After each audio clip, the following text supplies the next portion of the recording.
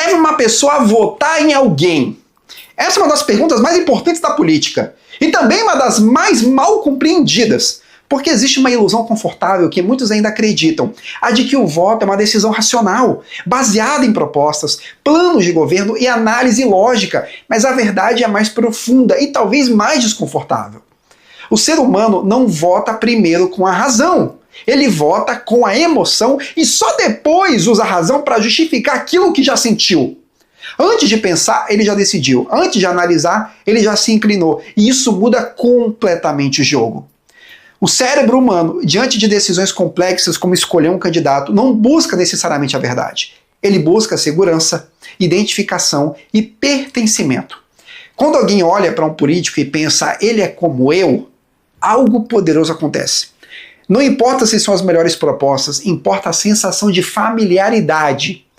Pode ser o jeito de falar, a origem, a história de vida, a linguagem simples ou até a aparência.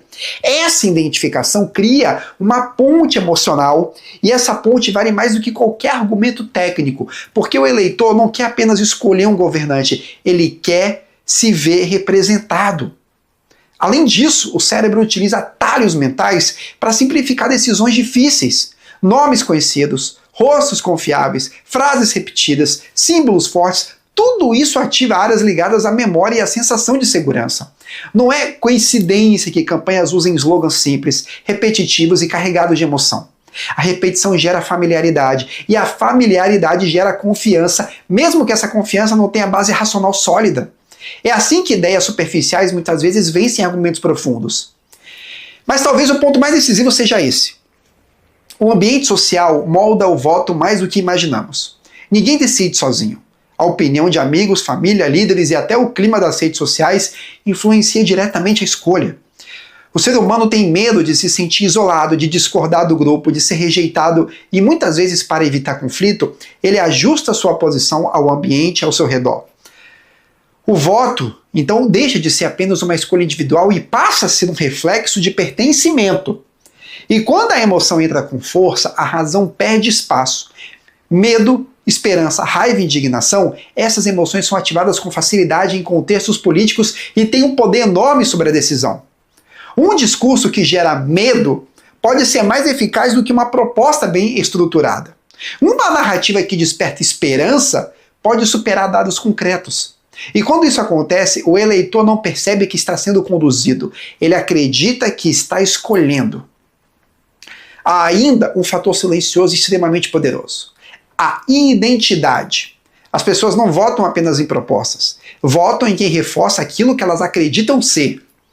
Quando um candidato representa uma visão de mundo, um grupo, uma cultura ou uma causa, o voto se torna uma extensão da própria identidade do eleitor. E, a partir desse momento, qualquer crítica ao candidato é sentida quase como um ataque pessoal. Isso reduz a capacidade crítica e fortalece a polarização. E então surge um fenômeno inevitável: a rejeição de tudo aquilo que contradiz a própria escolha.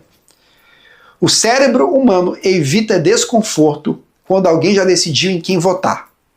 Tende a buscar informações que confirmem sua decisão e ignorar aquilo que a desafia. Não é apenas ignorância, é um mecanismo psicológico de proteção. Mas esse mecanismo, quando generalizado, enfraquece o debate e impede o amadurecimento coletivo. No fim, votar é muito menos sobre lógica e muito mais sobre significado. O eleitor quer se sentir visto, quer se sentir seguro, quer acreditar que sua escolha representa algo mais. E quando a política entende isso, ela deixa de ser apenas um campo de ideias e se torna um campo de influência emocional.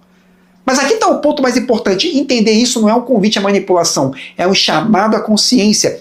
Porque quando você entende como uma mente funciona, você deixa de ser facilmente conduzido. Você começa a perceber quando está reagindo por impulso, quando está sendo influenciado pelo ambiente, quando está confundindo identificação com competência.